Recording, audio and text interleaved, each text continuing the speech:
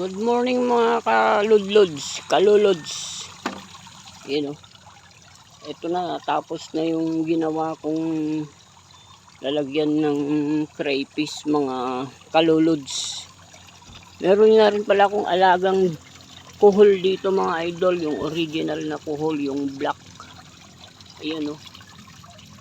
Yung black na kuhol, hindi yung golden kuhol yan mga idol. At saka yung suso na ito, yung mga native natin, kasi nawawala na itong mga lahi nitong mga idol. Ito yung original na tawagin sa amin dito sa Kailokanuhan ay liddig.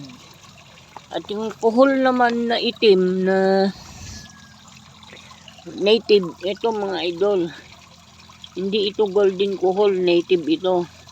Ito matigas yung talukap nito, itong takip nito sa nguso na ito matigas yan. Tsaka itong shell nito matigas. Kaysa doon sa golden kuhol na peste sa mga pananim ngayon. Ayan, bihira na yan mga idol, kaya nag-alaga na rin ako niyan. Tapos ito, mayroon din tayong mga mga guppy fish, tsaka crayfish. Ito, nagde-layout na naman ako ng panibago mga idol. Ayan, oh. Ganyan lang yan mga idol.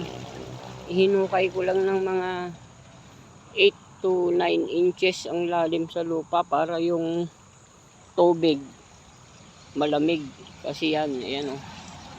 Nilagyan ko nga pala ng plastic yan mga idol kasi pag halimbawang mag-spray dito sa palayan ng insecticide, yung tubig niyan papasok diyan. Kaya hindi pwedeng pumasok yung tubig diyan na may lason kasi mamatay yan mga yan pag nalason yan. Kaya nilagyan ko ng plastic mga idol. Tsaka isa pa, para hindi matuyo yung tubig kasi kagaya nito may mga crack yung mga lupa, yung tubig bababa.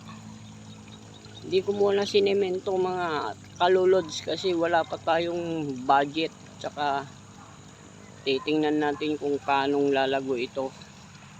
So okay mga idol, update ko kayo sa mga video nitong pagka-crayfish farm. Ayan o. Mga luluds. Bye bye. Maraming salamat. Shout out sa inyong lahat mga idol. Bye bye.